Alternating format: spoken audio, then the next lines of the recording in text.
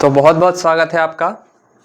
आज हमारा जो बैच शुरू होने वाला था 1 अप्रैल से, उसकी शुरुआत ठीक 1 अप्रैल से ही हो चुकी है और आपके पास 1 अप्रैल को ही वीडियो पहुंचने वाला है या पहुंच रहा है। जैसा कि हमने पिछले वीडियो में बात किया था कि 1 अप्रैल से हम लोग शुरू करने जा रहे हैं बिहार पॉलिटेक्निक और बिहार पैरामेडिकल की तैयारी, जिसका एग्ज़ाम आने वाले 45 से 50 दिनों के बाद है। तो क्योंकि दिन ज़्यादा नहीं बचे हैं तो हम लोग जो चैप्टर्स हैं, जो हमारे सिलेबस के चैप्टर्स हैं, उनको हम लोग वन शॉट में ही कवर करने वाले हैं। और आज का जो सबसे पहला जो लेक्चर है वो है मैथमेटिक्स फॉर फिजिक्स, यानी basic mathematics for physics. Physics के लिए जो ज़रूरी मैथ है, जो हमको जानना आवश्यक है, जिसके बिना फिजिक्स के सवालों को हम नहीं बना पाएंगे या बनाना लगभग मुश्किल है, तो उसको आसान करने के लिए हम लोग लेके आए हैं बेसिक मैथमेटिक्स फॉर फिजिक्स। और हम लोग पूरा चैप्टर एक बार में कवर करेंगे, चीज़ों को ज़्यादा गहराई से नहीं, ऊपर से छू के निकलेंगे, क्योंकि गहराई से जानने के लिए फिर हम जब चैप्टर शुरू करेंगे वहाँ पे आपको हम बताएंगे चीज़ों को बहुत ज़्यादा गहराई से कि इसका एप्लीकेशन कैसे होता है। ये सिर्फ काम आता है फिजिक्स के सवालों को हल करने में, उसको उसके अंदर इसका एप्लीकेशन कहीं कहीं इसका यूज आता है उसमें, तो वो यूज तो आपको पता चल जाएगा उस समय, लेकिन उससे पहले आपको जो बेसिक जानकारी होना चाहिए वो आज की वीडियो में हम देखने वाले हैं। तो बेसिक मैथमेटिक्स फिजिक्स के लिए 4 कम से कम आने चाहिए, और वो 4 आपके सामने दिए गए हैं।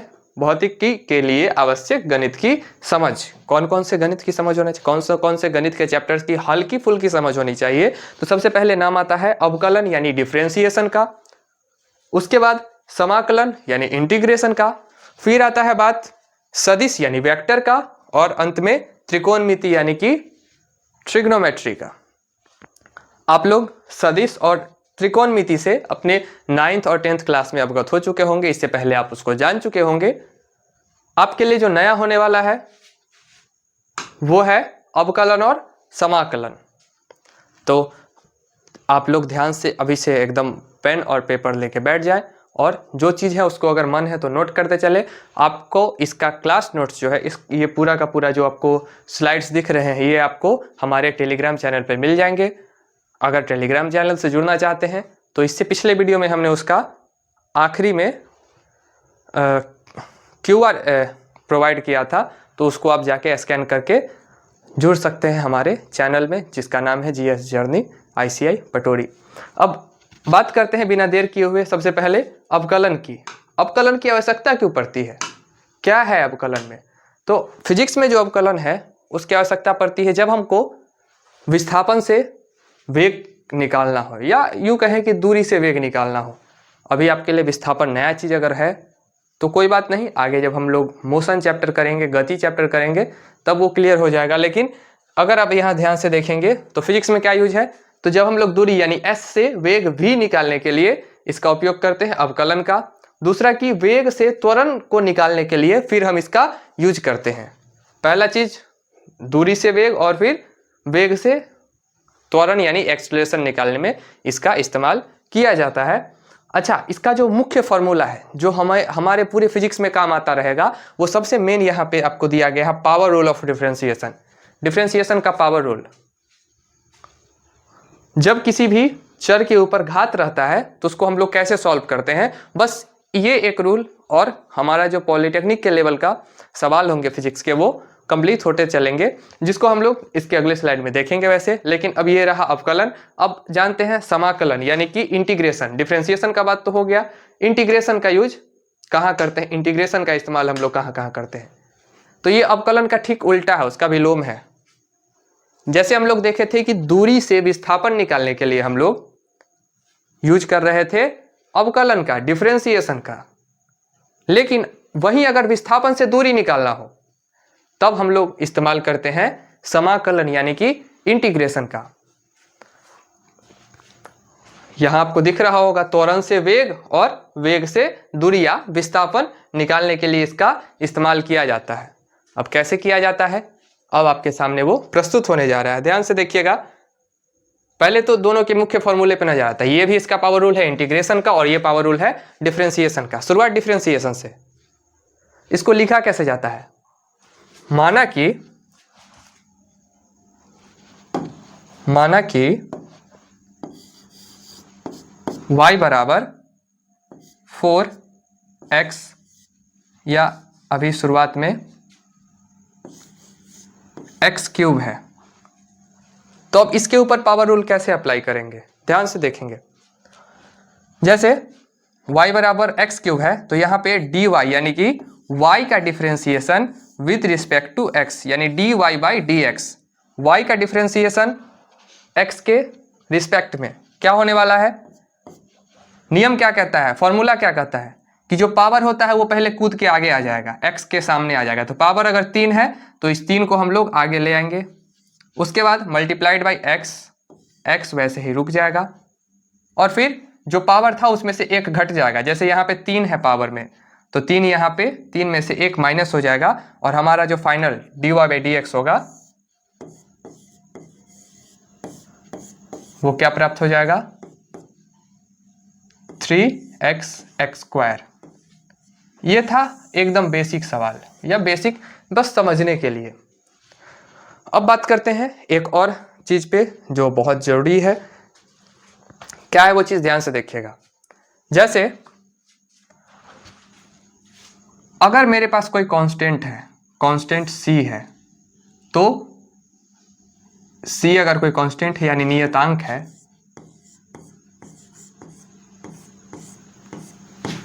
नियतांक है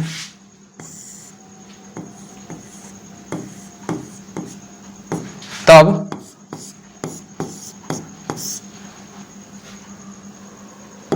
d by dx of c यानी कि c का नियतांक का डिफरेंशिएशन x के रिस्पेक्ट में 0 या 0 हो जाता है। ठीक है, ये बात ध्यान रखना है।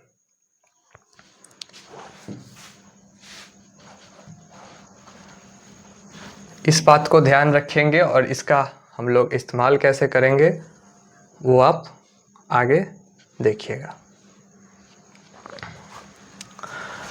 अब कुछ देखते हैं कि डिफरेंशिएशन के सवाल किस प्रकार से आ सकते हैं हमारे फिजिक्स में। एक बार उसके ऊपर नजर डालते हैं। अच्छा, एक सवाल पहले डिफरेंशिएशन का बेसिक और कर लेते हैं।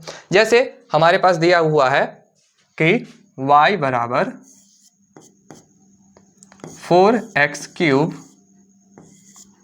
प्लस 3 और हमसे पूछा गया कि इसका डिफरेंशिएशन बताइए। तब हम क्या करेंगे, dy बाई dx क्या हो जाएगा।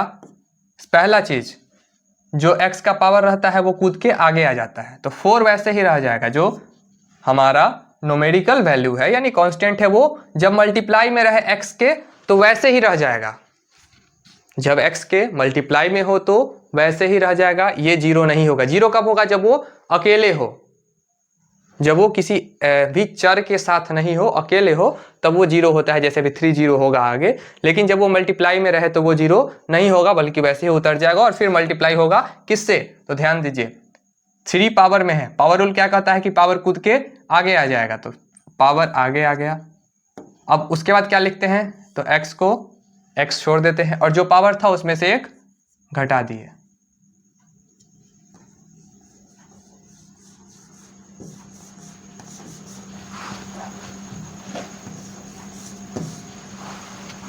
जो पावर था उसमें से एक घटा दिए, प्लस साइन है, सेम प्लस वैसे ही दे देंगे। उसके बाद 3 क्या है, एक कांस्टेंट है, एक नियतांक है, एक नंबर है और हमेशा एक नंबर का जो डिफरेंशिएशन होता है वो होता है 0 यानी 0। तो अगर अब हमसे कोई पूछा dy बाई dx तब क्या हो जाएगा, ये हो जाएगा 4 3 जा 12, 4 3 12 x² और क्योंकि ये 0 है तो इसको नहीं लिखे तो चले। तो यहां पे हमारा ये आंसर आया। अब ये रहा कि हम लोग डिफरेंशिएशन का बेसिक चीज समझ चुके हैं। पावर रूल है, जो पावर रहेगा x के ऊपर उसको हम लोग आगे ले आएंगे मल्टीप्लाई में, मल्टीप्लिकेशन में उसको गुना कर देंगे। जो भी कांस्टेंट उसके साथ है तो उसके साथ, अगर कोई नहीं है तो फिर कोई बात ही नहीं है। और उसके बाद पावर को एक माइनस कर देंगे और कांस्टेंट का आप लोग जान रहे हैं कि 0। अब इसको हम थोड़ा सा फिजिक्स के टर्म में देखते हैं, तो इसको थोड़ा सा हम लोग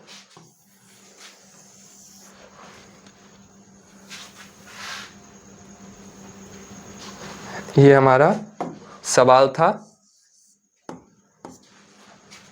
अब फिजिक्स में कैसे पूछा जा सकता है, बोला जाएगा आपको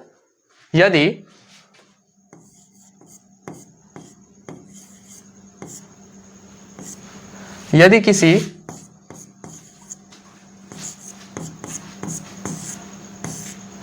या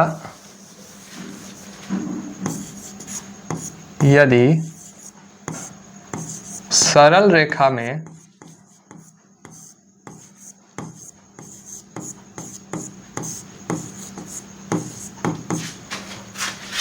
चल रहे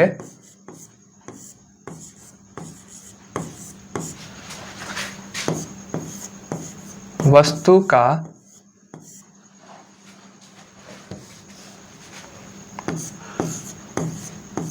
वेग नहीं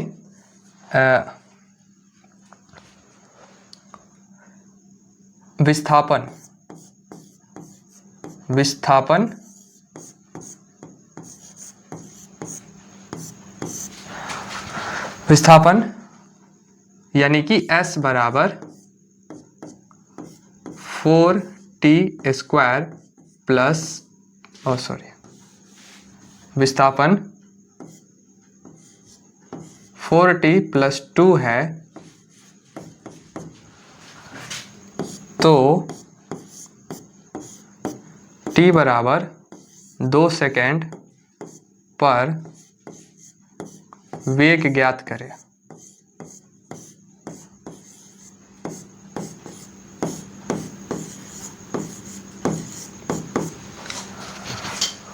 एक सवाल आया, विस्थापन दे दिया है S और उसका जो सरल रेखा में जो उसका समीकरण है वो है 4t + 2।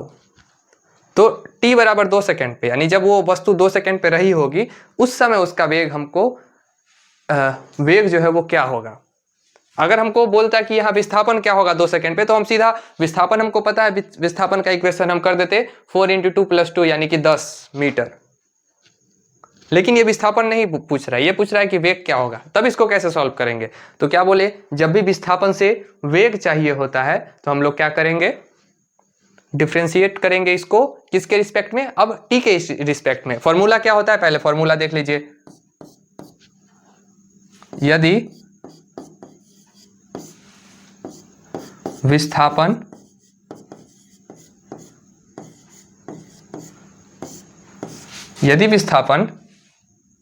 S वेग v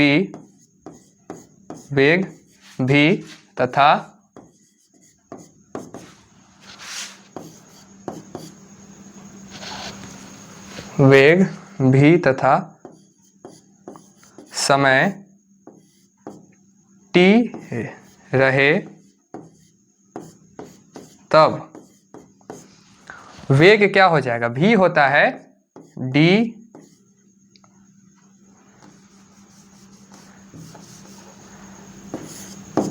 तब होता है वेग बराबर ds/dt। यानी कि अगर हम लोग विस्थापन को वेग के सापेक्ष, वेग के रिस्पेक्ट में, यदि हम लोग विस्थापन को समय के सापेक्ष, समय के रिस्पेक्ट में डिफरेंशिएट कर दे तो हमको क्या प्राप्त हो जाएगा, वेग प्राप्त हो जाएगा। अब इस सवाल का जवाब हम इसी फॉर्मूले पे निकालेंगे। देखिए कैसे इसका फिजिक्स में यूज आएगा।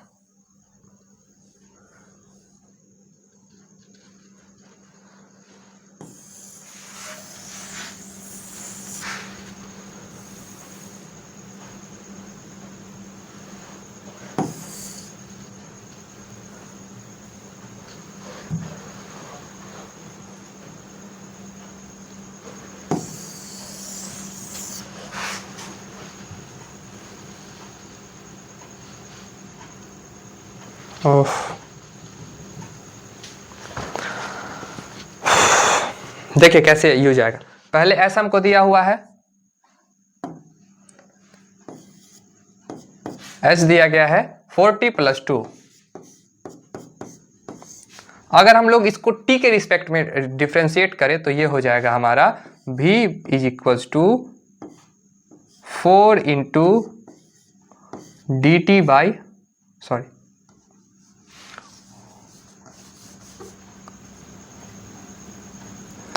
ये हो जाएगा 4 इंटू, अगर इसके ऊपर पावर रूल लगाए तो क्या होगा, इसका पावर 1 है, टी का पावर कुछ नहीं मतलब 1 है, 1 आगे कूद के आएगा तो 4 इंटू 1, टी वैसे के वैसे रह जाएगा, और टी का पावर 1 माइनस 1 और प्लस 2 का डिफ्रेंसिएशन 0।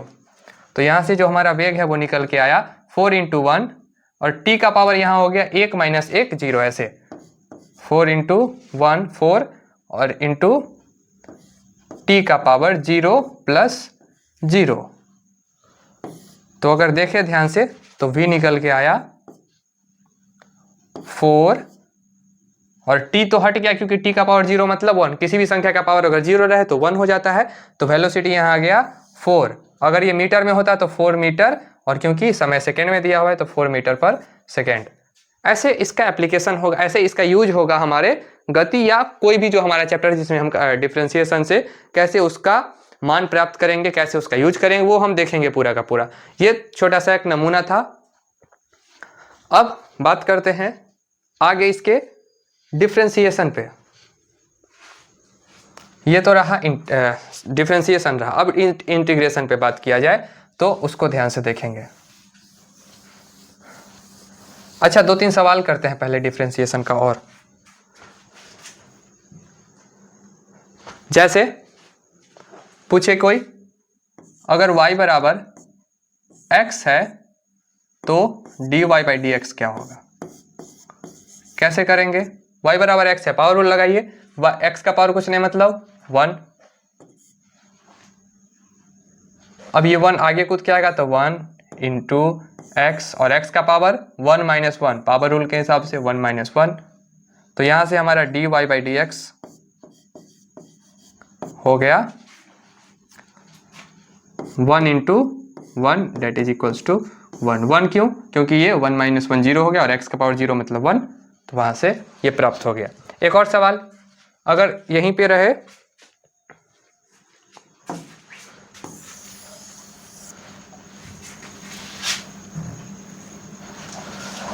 अब यहीं पे दूसरा सवाल रहे, y equals to root x, तो इसका डिफरेंशिएशन कैसे करेंगे। ध्यान से देखिए, y बराबर रूट एक्स है तो dy बाई डी एक्स इसका क्या होगा, dy बाई डी एक्स क्या होगा, ये हो जाएगा रूट एक्स का मतलब क्या हुआ, पहले रूट एक्स का मतलब होता है x का पावर 1/2।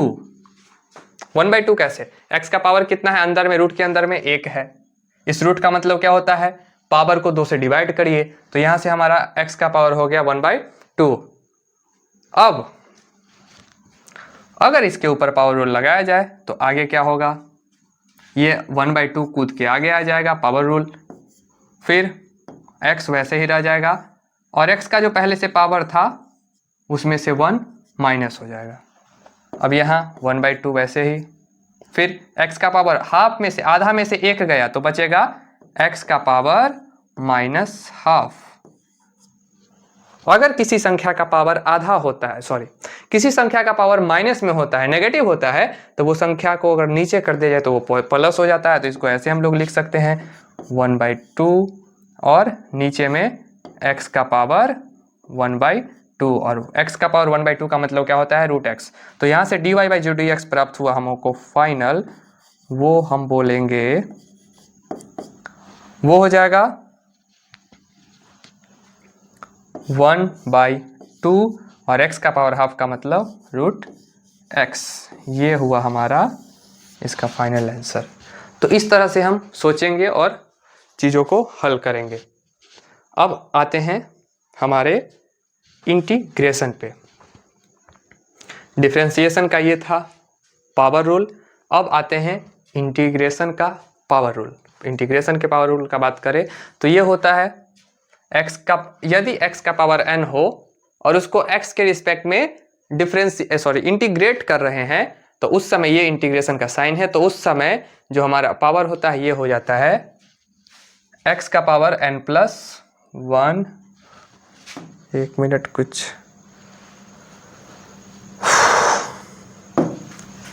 n प्लस 1 ऐसे।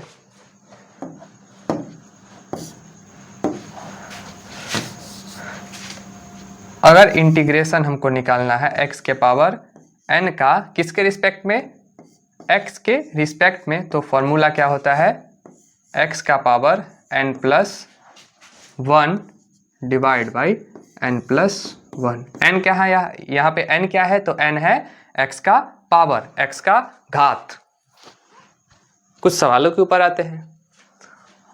अगर y बराबर x हो और इंटीग्रेशन ऑफ y करना हो तो कैसे करेंगे, फिर वही, तो integration of x into D x क्या होगा, पावर रूल के हिसाब से x का पावर कुछ नहीं है मतलब 1 होगा। यहाँ पे x का पावर 1 है तो हम लिख सकते हैं x का पावर 1 प्लस 1 बट्टा नीचे n कितना है 1 है, तो नीचे क्या हो जाएगा n की जगह 1 और प्लस में 1 फॉर्मूला का, तो यहाँ पे x का इंटीग्रेशन क्या हो गया x स्क्वायर डिवाइड बाई 2, ये हुआ इसका इंटीग्रेशन।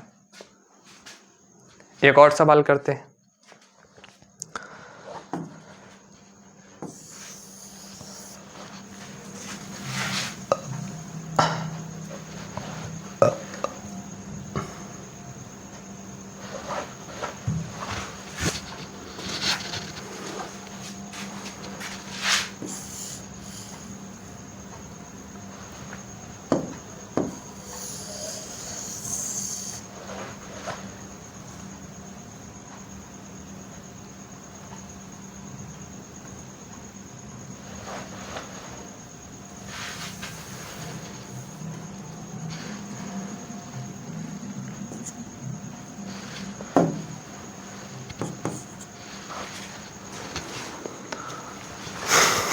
अब आते हैं अगले सवाल पे। अब इसी का एक और छोटा सा एग्जाम्पल देखते हैं कि जैसे मान लिया कि हमको दिया गया है y बराबर 4x क्यूब प्लस 3x, तब इसको कैसे हल किया जा सकता है, तो हम लोग करेंगे इंटीग्रेशन ऑफ 4x क्यूब और दोनों को अलग अलग x के रिस्पेक्ट में डिफ्रेंशिएट कर देंगे plus 3x into D x. फिर वही रूल, पावर रूल, यहाँ पे पावर 3 है तो हो जाएगा x का पावर 3 प्लस 1, 4 बाहर में मल्टीप्लाई होते रहेगा और नीचे में आ जाएगा 3 प्लस 1। यहाँ पे देखा जाए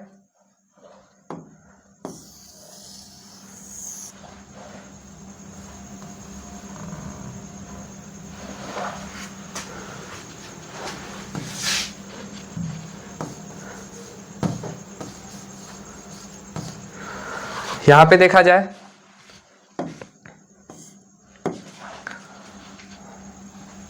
प्लस 3 बाहर आ जाएगा, अंदर क्या बचेगा, तो x का पावर कितना, कुछ नहीं है मतलब 1 है, तो x का पावर पहले से 1 और फॉर्मूला का 1, नीचे में x का पावर 1 था यानी n की जगह 1 और प्लस 1। अब अगर ध्यान से देखा जाए तो ये हो गया 4 इंटू 3 प्लस 1 कितना 4, तो ये और ये कट गया, 3 प्लस 1 और 4 दोनों क्या हो जाएंगे आपस में डिवाइड में हो जाएंगे, कट गया, तो ये बच गया x का पावर 4 प्लस 3, ये वाला 1 प्लस 1 2, तो 3/2 और x का पावर 2, और यही हमारा हो गया आंसर। यानी कि ये जो नंबर था 4x क्यूब प्लस 3x का इंटीग्रेशन, तो इस प्रकार से हम कुछ निकाल सकते हैं। ये हम लोग बेसिक जानकारी ले रहे हैं, ज़्यादा गहराई में नहीं घुस रहे हैं इसके, क्योंकि समय कम है और जितना हमको जानना है उतना ही जानेंगे, जितने का ज़रूरत है पूरा फिजिक्स में उतना ही जानेंगे, उतना ही पहचानेंगे। आगे के लिए हम लोग फिर आगे देखेंगे अगले चैप्टर्स में, जब ज़रूरत पड़ेगा तब, वैसे नहीं ही पड़ेगा। तो ये तो बात रहा इंटीग्रेशन का। अब बात करते हैं हम लोग हमारे तीसरे महत्वपूर्ण चीज़ पे, सदिश राशियों के ऊपर, वेक्टर क्वांटिटीज। पहले आप लोग एक बार अपने 9th को याद कर लीजिए और याद करिए कि ये होता क्या है, क्या था ये। तो परिभाषा इसका देखते हैं। वे भौतिक राशियां जिन्हें व्यक्त करने के लिए परिमाण यानी मैग्नीट्यूड और दिशा यानी डायरेक्शन दोनों आवश्यक हैं। वे भौतिक राशियां जिन्हें व्यक्त करने के लिए परिमाण और दिशा दोनों आवश्यक है, उन्हें हम लोग क्या कहते हैं, सदिश राशियां यानी कि वेक्टर क्वांटिटीज कहते हैं। एग्जाम्पल देखा जाए, विस्थापन। विस्थापन क्या होता है, एक वेक्टर क्वांटिटी है। जैसे हम लोग बोले कि हमको दूरी चलना है तो क्या बोलेंगे कि 5 किलोमीटर दूर है कोई चीज, लेकिन जब बात विस्थापन का आता है तो वो, ये क्या हुआ, लेकिन जब बात विस्थापन का आता है तो उसमें हम ऐसे नहीं बोल सकते कि 5 किलोमीटर चलना है तो फिर वो दूरी हो गया, 5 किलोमीटर किधर भी चल गए बिना डायरेक्शन के, दिशा नहीं पता है। लेकिन यदि हम बोले, अगर हम ये बोले कि 5 किलोमीटर उत्तर की तरफ चलना है, 5 किलोमीटर दक्षिण चलना है, उत्तर पूर्व चलना है, तो वो हो जाएगा विस्थापन। यानी हमारा डायरेक्शन फिक्स होना चाहिए। जैसे अभी आपका डायरेक्शन फिक्स होना चाहिए कि आपको बिहार पॉलिटेक्निक के एग्जाम में एकदम पढ़ना फॉर एग्जाम देना है। तो चलिए अब आगे बढ़ते हैं। तो विस्थापन यानी डिस्प्लेसमेंट क्या होता है, एक वेक्टर क्वांटिटी होता है। वेग यानी कि वेलोसिटी क्या होता है, वो भी एक वेक्टर क्वांटिटी है। बल, फोर्स, ये भी क्या है, वेक्टर क्वांटिटी है। त्वरण यानी एक्सेलरेशन, ये भी वेक्टर क्वांटिटी है। अब एक एक करके इस चीजों को देखते हैं। सबसे पहले बल, फोर्स। मेरे पास ये एक पेन है और हम चाह रहे हैं कि इसको ऊपर उठाएं, यानी कि इस हाथ में हम ले ले या हम इसको यहाँ पे ऐसे लगा दे कहीं भी। तो उसके लिए हमको क्या करना पड़ा, हमको पहले अपना दिशा निर्धारित करना पड़ा। दिशा निर्धारित करने का मतलब है कि ये पेन है, यदि हम इसके ऊपर बल लगाएं, सिर्फ बल लगाने से ये नहीं उठेगा। सिर्फ अगर बल लगाए और नीचे की तरफ बल लगाए तो ये कभी उठेगा नहीं उठेगा। तो इसके लिए क्या करना होगा, इसके लिए हमको इसको सही से पहले बल लगाना होगा और बल लगा के इसको सही दिशा देना होगा। यदि हमको ऊपर लेके आना है तो बल के साथ इसका सही दिशा अगर रखें तो ही ये ऊपर आया। अगर हमको लेके आना है ऊपर और हम बल नीचे की तरफ लगाए तो ये कभी नहीं उठेगा। तो इसीलिए जो फोर्स होता है वो भी एक वेक्टर क्वांटिटी होता है, क्योंकि इसमें जो हमारा मैग्नीट्यूड है उसके साथ क्या रहना चाहिए, दिशा रहना चाहिए। बल में मैग्नीट्यूड यानी कि परिमाण और दिशा दोनों होते हैं। अब बात करें त्वरण का, तो आप लोग जानते हैं कि धरती हमें हर समय 9.8 मीटर पर सेकेंड स्क्वायर की एक्सेलरेशन से, त्वरण से नीचे की तरफ खींच रही है। तो उसका डायरेक्शन फिक्स है कि वो नीचे ही खींच रही है। डायरेक्शन भी क्या होता है, दिशा, यानी डायरेक्शन में भी दिशा भी होता है और परिमाण भी होता है। अब इसके उपयोग कहाँ कहाँ होते हैं, तो जो शिप्स हैं या जहाज हैं, उड़ने वाले जहाज हो या पानी में चलने वाले जहाज हो, उनके नेविगेशन के लिए कि उनको सही दिशा मिल पाए, क्योंकि वो अब बीच समंदर में, उनको कुछ आसपास दिखाई नहीं दे रहा है, कोई बिल्डिंग नहीं, तो वो किस दिशा में जाए, तो उसके लिए आप किसका, सदिशों का यूज करते, वेक्टर्स का यूज होता है। या जहाज को उड़ाते, उड़ने वाले जहाज जो होते हैं, एरोप्लेन्स का। उसके बाद इंजीनियरिंग में जो पुल निर्माण हो या इमारत बनाया जाए, कुछ भी किया जाए, तो उसके लिए वेक्टर्स का जरूरत पड़ता है। खेल में भी आपको वेक्टर की जरूरत पड़ता है, दिशा का जरूरत पड़ता है। आप गोल, मान लेते हैं फुटबॉल खेल रहे हैं, गोल पोस्ट इधर है और मार दिए उधर, आप गलत दिशा में मार दीजिएगा। या खेल रहे हैं, क्रिकेट ही खेल रहे हैं और बॉल आया सीधा मारने वाला हम, और कोई दिशा में मार दिए तो आउट हो जाते हैं। वही चीज़ है मैप और जीपीएस में भी वेक्टर का यूज होता है। इसको दर्शाते कैसे हैं, इसका रिप्रेजेंटेशन कैसे किया जाता है, तो इसको तीर की नोक इसकी दिशा दिखाती है और तीर की लंबाई इसका परिणाम दिखाता है, और ये एक तीर के सहायता से दिखाया जाता है। अगर कोई पूछे कि इस वेक्टर का, इस सदिश का परिमाण कितना है, तो तीर का शुरू से लेके अंत, यानी आरंभ से अंत तक का जो पूरा का पूरा परिमाण है, ये इसकी लंबाई हो जाएगी। और इसकी दिशा कौन बता रहा है, तो ये जो तीर का दिख रहा है आपको आगे की तरफ, तीर का नोक दिख रहा है, ये क्या बता रहा है, इसका दिशा बता रहा है। तो ये था पूरा का सदिश का एक छोटा सा इंट्रोडक्शन, एक इंट्रो कह सकते हैं इसको। और क्या क्या खास बात होता है इसमें, तो कुछ महत्वपूर्ण चीजें हैं जो हमको इसमें जानना जरूरी है। क्या क्या जरूरी है, सबसे पहले सदिश का निरूपण और एकांक सदिश। सदिश को कैसे निरूपित किया जाता है, सदिश यानी जिसमें जिसमें परिमाण के साथ साथ दिशा भी हो। अब एक चीज का हम लोग ध्यान रखेंगे। किस चीज का? देखिए, पहले इसके ऊपर आते हैं कि ये क्या चीज है।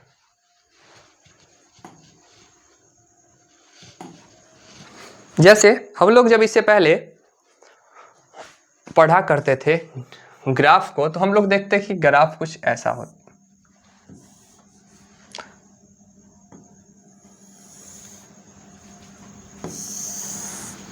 कुछ ऐसे ग्राफ होते थे जिसमें x, x डैश, y और y डैश, यानी दो प्लेन हुआ करते थे। लेकिन ये एक 2D ग्राफ है। अगर 3D ग्राफ की बात करें तो उसमें एक और हमारा जुड़ जाता है, वो होता है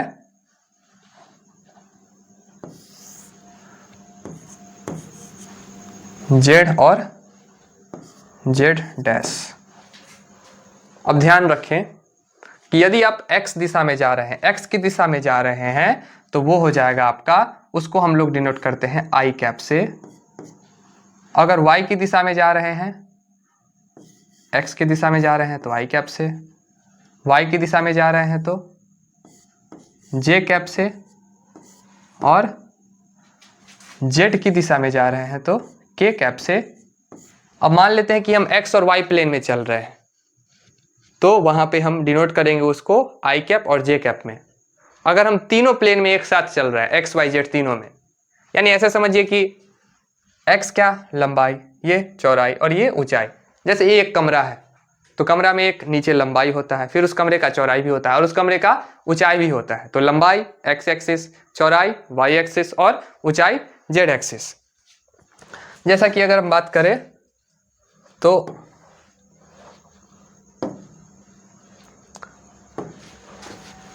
इसको अगर हम यहां पे देखें,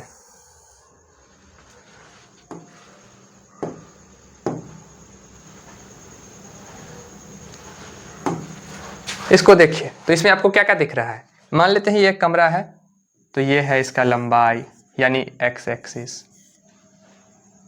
इसमें हमको चौड़ाई दिख रहा है, ये है y एक्सिस, और इसमें कुछ ऊंचाई भी है, तो ये है z एक्सिस।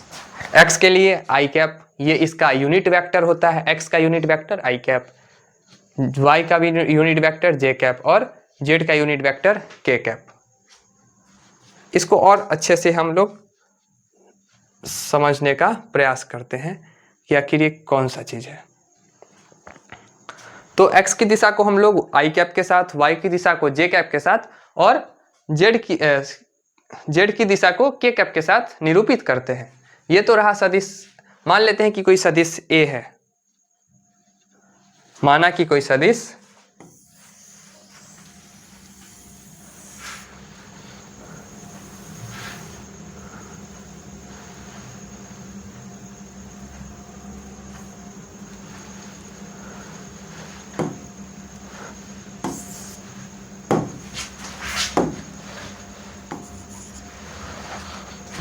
सदिश A है,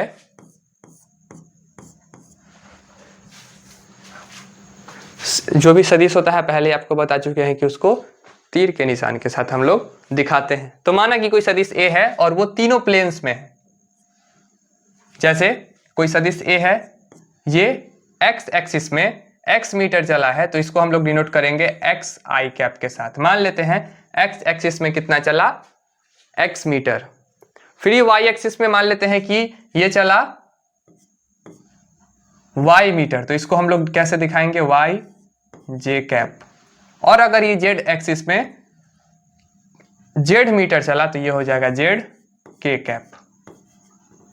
यानी कि जो परिमाण है इसमें वो दिखा रहा है हमारा x, y और z, और इसका दिशा जो दिखा रहा है वो दिखा रहा है i कैप, j कैप और k कैप। और हमें ये बता रहा है कि ये जो a वेक्टर है ये एक साथ तीनों प्लेन में है, यानी x, y और z तीनों के प्लेन में है हमारा a वेक्टर। तो ये बात रहा इसके निरूपण का। अब हम लोग इसका परिमाण कैसे निकालेंगे? इसका परिमाण कैसे निकालेंगे? जैसे इधर ही देखते हैं, अगर ये ए वेक्टर x में x मीटर चला, y में y मीटर चला और z में z मीटर चला, तो इसका मैग्नीट्यूड कुछ इस प्रकार से दिखाया जाएगा, इस प्रकार से डिनोट किया जाएगा। ऐसे डिनोट करते हैं और लिखते कैसे हैं, इसका फॉर्मूला क्या होता है, तो वो होता है under root x square plus y square plus z square, और सिर्फ 2 रहेगा तो सिर्फ x square plus y square, तीनों है तो 3। तो ये तो था हमारा इसका परिणाम निकालना। जैसे आपको एक एग्जांपल के साथ दिखाते हैं। माना कि दे दिया a vector equals to 4i cap plus 6j cap या plus 3j cap plus 4k cap.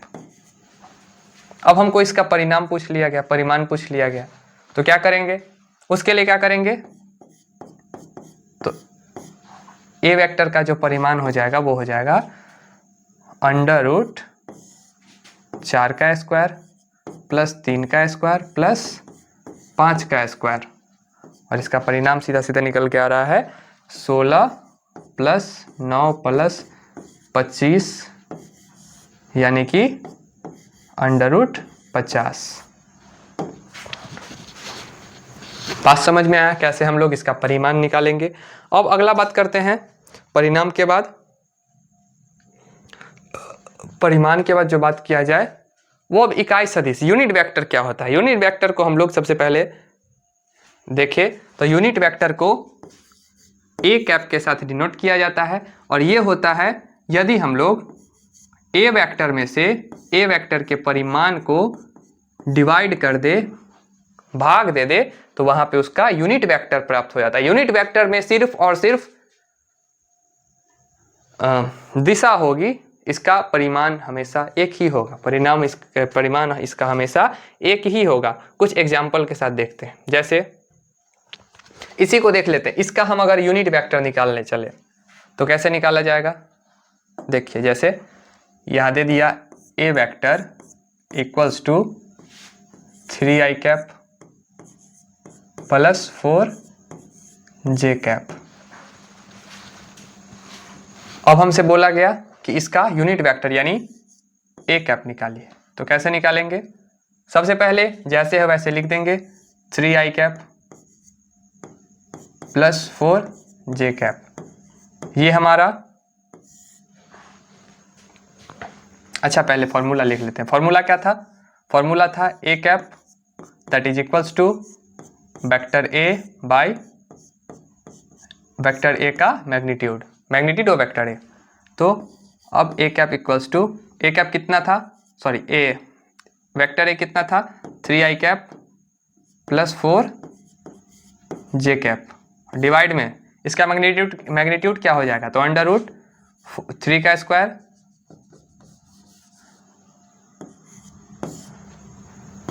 Under root 3 का स्क्वायर प्लस 4 का स्क्वायर, यानी यहां से देखें तो ये हो गया 3i cap plus 4j cap divide by under root 25, और अंडर रूट 25 का हम लोग जानते हैं, बचपन से ही पढ़े हैं कि अंडर रूट 25 रहे तो वो हो जाता है 5।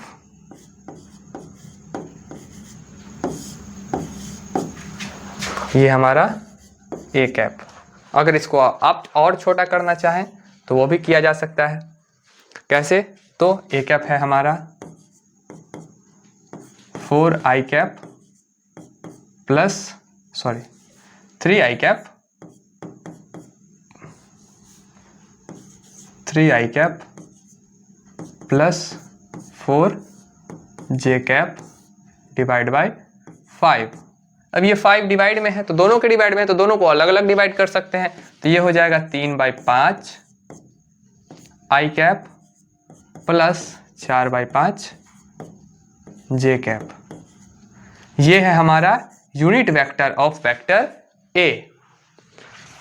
अब सबसे प्रमुख बात, इसको यूनिट वेक्टर कहते क्यों हैं, यूनिट वेक्टर मतलब इकाई सदिश क्यों कहते हैं।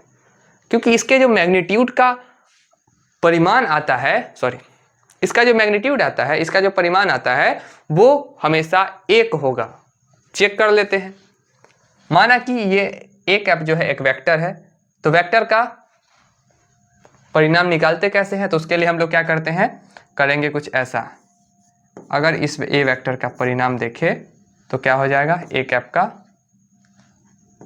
√3/5 का होल स्क्वायर प्लस 4/5 का होल स्क्वायर। सॉल्व किया जाए तो √9/25 प्लस 16/25, 9/25 और 16/25 को जोड़ेंगे तो ये आ जाएगा 25/25 यानी कि 1। तो जो यूनिट वेक्टर होता है उसका मैग्नीट्यूड यानी कि परिमाण हमेशा 1 ही होगा, ये तय बात है। तो ये तो बात रहा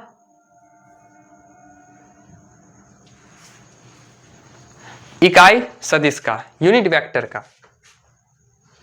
अब 2 चीज और है, क्या क्या? तो 2 सदिशों का गुणनफल जो होता है, इसको आप ध्यान में रखेंगे, ये पूरा आपको ध्यान में रहना चाहिए। जब हम लोग 2 सदिशों का गुणनफल हम लोग 2 प्रकार से करते हैं। एक होता है अदिश गुणनफल यानी डॉट प्रोडक्ट, और दूसरा होता है सदिश गुणनफल यानी क्रॉस प्रोडक्ट। जो डॉट प्रोडक्ट होता है वो हमको कार्य, जो हमारा वर्क होता है उसको निकालने में मदद करता है, और ए डॉट बी यानी ए वेक्टर है और कोई बी वेक्टर है, तो दोनों का जो डॉट प्रोडक्ट होता है, अदिश गुणनफल होता है, वो होता है magnitude of a into magnitude of b cos theta. Cos theta आप परिचित होंगे, कॉस थीटा से 10वीं कक्षा का ही त्रिकोणमिति का पार्ट है। चलिए इसके ऊपर कुछ सवाल। अच्छा, एक और चीज, जो आई कैप और आई कैप होता है, आई कैप का अदिश गुणनफल यानी कि डॉट प्रोडक्ट हमेशा 1 होगा। जे कैप का आपस में जब डॉट प्रोडक्ट निकालेंगे तो भी 1 होगा, और के कैप यानी तीनों को आपस में अगर गुणा किया जाए, डॉट प्रोडक्ट से डॉट प्रोडक्ट निकाला जाए, अदिश गुणनफल किया जाए तो हमेशा 1 होगा। और यदि वेक्टर ए वेक्टर बी पर जो कोण बना रहा है, जो एंगल बना रहा है वो 90 डिग्री का हो जाए, तो ए डॉट बी जो हो जाएगा वो 0 हो जाएगा। कैसे? क्योंकि कॉस थीटा का वैल्यू 0 होता है। अगर ये 0 हो गया तो पूरा का पूरा हमारा मान 0 हो जाएगा। इसको एग्जाम्पल के जरिए भी समझेंगे, जैसे देख ही लेते हैं। एग्जाम्पल देखते हैं अब। जैसे मान ले कि एक ब्लॉक है, कोई वस्तु है, इसके ऊपर इस डायरेक्शन में हम लोग कोई फोर्स लगा रहे हैं 5i cap plus 4j cap का, ठीक है। और इस डायरेक्शन में फोर्स लगा रहे हैं या और इस डायरेक्शन में फोर्स लगा रहे हैं 3i cap plus 2j cap, और इन दोनों के बीच का जो कोण है वो मान लिया कि 60 डिग्री है। तब हमसे पूछा जाए कि इसका परिणाम क्या होगा, इसका परिमाण क्या होगा। कैसे निकालेंगे? फॉर्मूला क्या है? इसका डॉट प्रोडक्ट निकालने का जो फॉर्मूला है, यानी इसका रिजल्टेंट पूछ रहा है कि ये जो इन दोनों के, अब एक तरफ से हम यहां से मान लिया कि कोई वस्तु है, यहाँ पे यही वस्तु है, तो इसको एक आदमी इधर से खींच रहा है और एक आदमी ऊपर से खींच रहा है, तो ना तो ये नीचे जाएगा ना उस आदमी के पास जाएगा। उन दोनों का जो रिजल्टेंट होगा, दोनों को मिलाने से जो फोर्स आएगा उसके बीच में से निकलेगा। तो वही चीज यहाँ पे है कि यहाँ रिजल्टेंट यानी आर वेक्टर क्या होगा। तो रिजल्टेंट निकालते हैं क्या होगा। उसके लिए क्या करना पड़ेगा,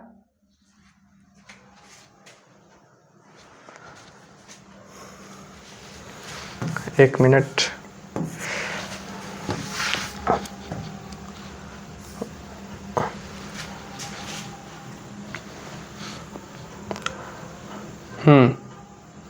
तो इसका डॉट प्रोडक्ट क्या होगा, दोनों का डॉट प्रोडक्ट क्या होगा। हमको पता है कि थीटा का वैल्यू दिया गया है 60 डिग्री। माना कि यहाँ पे जो वेक्टर ए है वो है 5i कैप और बी जो है वो है इतना। तब यहाँ से हम बता सकते हैं ऐसे a dot b, a dot b क्या हो जाएगा 3i cap plus 2j cap, sorry ये ए यहाँ है तो इसका मैग्नीट्यूड निकालना है। तो मैग्नीट्यूड का फॉर्मूला क्या होता है, पहले फॉर्मूला देखे तो क्या था, वेक्टर ए का मैग्नीट्यूड इंटू वेक्टर बी का magnitude into cos theta. Theta के जगह हमको 60 डिग्री पता है।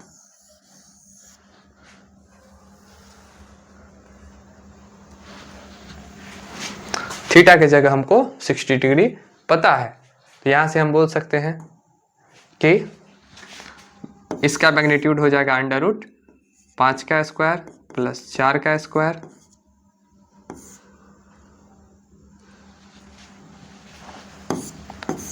ये हो जाएगा अंडर रूट 3 का स्क्वायर प्लस 2 का स्क्वायर और इंटू कॉस 60 का वैल्यू होता है 1/2। तो ये हमारा जो रिजल्टेंट आया यानी कि जो इन दोनों का क्रॉस प्रोडक्ट आया वो हो गया, sorry cross product dot product जो है वो हो गया 5 का स्क्वायर 25 और 16 कितना होगा 25 और 16 रूट 41 इंटू 3 का स्क्वायर 9 और 4 13 रूट 13/2। तो ये रहा डॉट प्रोडक्ट निकालने का तरीका। इसको और अच्छे से जब इसका जरूरत पड़ेगा, इसका एप्लीकेशन आएगा फिजिक्स में तो और अच्छे से एक्सप्लेन करेंगे। बस अभी हम लोग बस इतना देखेंगे कि जब हम फिजिक्स का जो मूल चैप्टर है फिजिक्स के उसके ऊपर जाए तो ये चीजें ऐसे ना लगे जो नए हैं या ये चीज नया ना लगे, ये हमेशा पता रहे कि अच्छा ये इसीलिए किया गया है, आपको पहले से उसका जानकारी हो। बस इसीलिए इसका हम लोग आज लेक्चर देख रहे हैं। अब अगर बात किया जाए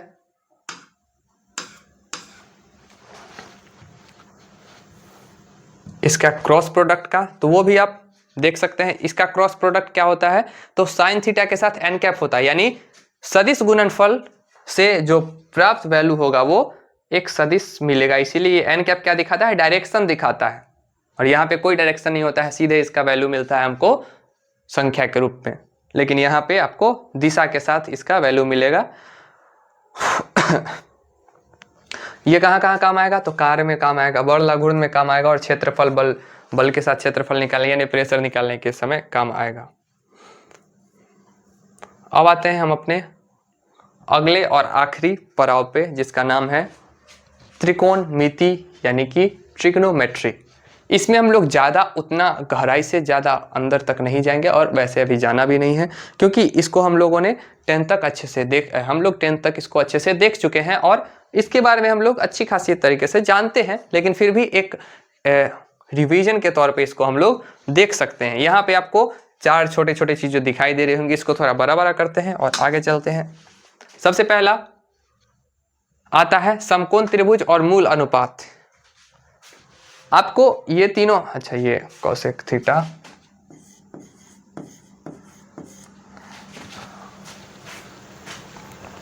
ये आपको मूल इन 3 चीजों का ध्यान रखना होगा।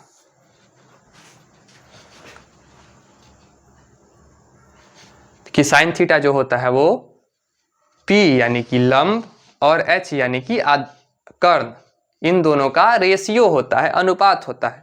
वहीं कॉस थीटा जो होता है वो B यानी कि बेस यानी आधार और H मतलब कर्ण, इन दोनों का रेशियो होता है। और tan थीटा इन दोनों का यानी साइन थीटा और कॉस थीटा का रेशियो होता है यानी P/B होता है।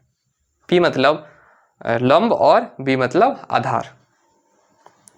इसका वैसे उतना जरूरत अभी हमारे पॉलिटेक्निक के फिजिक्स के लिए उतना आवश्यक ये नहीं है, लेकिन कम से कम ये 3 आपको पते होने चाहिए। और फिर इसके वैल्यू की साइन थीटा का साइन 0 डिग्री का वैल्यू 0 होता है, साइन 30 डिग्री का वैल्यू 1/2 होता है, साइन 45 डिग्री का वैल्यू 1/√2 होता है, साइन 60 डिग्री का वैल्यू √3/2 होता है। और ऐसे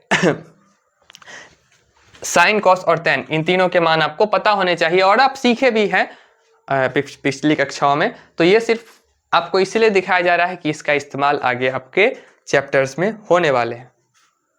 ये सब भी आपको ध्यान होने चाहिए कि sine square theta plus cos square theta जो होता है 1 होता है, उसका वैल्यू 1 होता है। 1 + tan square theta sec square theta के बराबर होता है और अच्छा, ये तो यहाँ दिया ही गया है, तो ये एक गड़बड़ चीज मिल चुका है।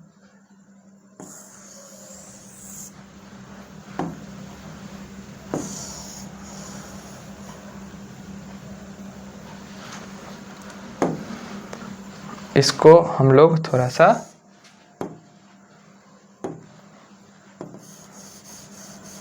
हटा ही ले तो ठीक रहे।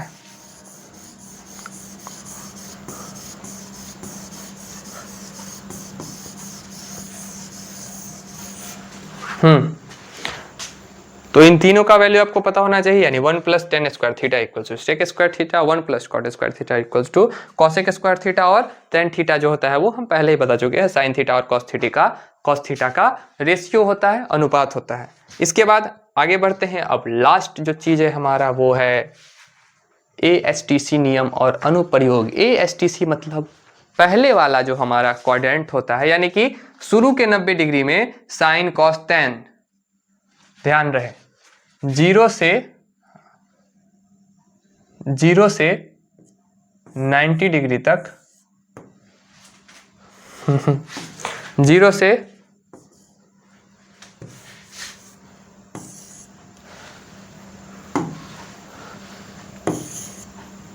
से 90 डिग्री तक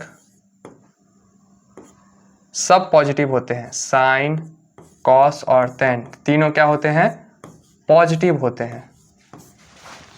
अगर 90 से 180 डिग्री के बीच में कोई एंगल रहे तो वहां सिर्फ और सिर्फ साइन और कॉसेक जो होता है, साइन का जो उल्टा होता है कॉसेक, व्युत्क्रमानुपाती होता है कॉसेक, वो सिर्फ और सिर्फ पॉजिटिव होगा, और बाकी कॉस और टैन जो होंगे वो नेगेटिव होंगे। यानी कि अगर आपसे कोई पूछे कि कॉस 120 डिग्री का मान बताइए, वो पॉजिटिव होगा कि नेगेटिव, तो कॉस 120 डिग्री 90 से 180 के बीच में लाई कर रहा है तो वहां पे वो नेगेटिव हो जाएगा। तीसरा जो हमारा कोऑर्डिनेट होता है, इसमें टैन पॉजिटिव होता है। यहाँ आपको दिख रहा होगा, यहाँ कॉस, यहाँ टैन, यहाँ साइन पॉजिटिव, और यहाँ सभी यानी जितने भी होंगे, जितने भी हमारे त्रिकोणमितीय अनुपात हैं, सब यहाँ पे पॉजिटिव होंगे।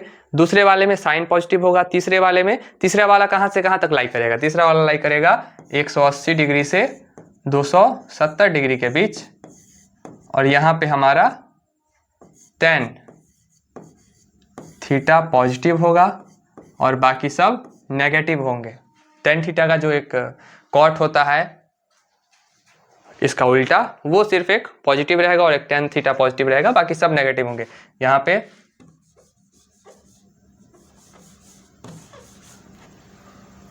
पे साइन थीटा पॉजिटिव रहेगा, यहाँ ऑल सभी पॉजिटिव रहेंगे, और अगर 270 से 360 डिग्री के बीच में बात किया जाए तो यहाँ कौन पॉजिटिव रहेगा? कॉस पॉजिटिव रहेगा। कॉस थीटा का वैल्यू हमेशा प्लस में रहेगा। कॉस और कॉस का जो उल्टा होता है सेक का वैल्यू पॉजिटिव रहेगा, बाकी साइन और टेन दोनों क्या रहेंगे? फोर्थ क्वाड्रेंट में नेगेटिव रहेंगे। इसका जरूरत कहाँ पड़ेगा? तो पूरा का पूरा फिजिक्स में इसका जरूरत पड़ने वाला है, और जैसे जैसे जरूरत पड़ेगा वैसे वैसे और आपको जानकारी दिया जाता रहेगा। अभी के लिए आज का ये वीडियो यहीं पे समाप्त होता है। बहुत बहुत धन्यवाद इसीलिए क्योंकि अंत तक आप बने हुए हैं। आशा करते हैं कि आपको ये वीडियो पसंद आया हो। अब अगले दिन आपको फिर से एक नया इसी के ऊपर, बिहार पॉलिटेक्निक के ऊपर एक नया वन शॉट वीडियो मिलने वाला है, और 2 से 3 दिनों के बाद हम लोग शुरू करेंगे अपना पहला फिजिक्स का चैप्टर, जिसका नाम है गति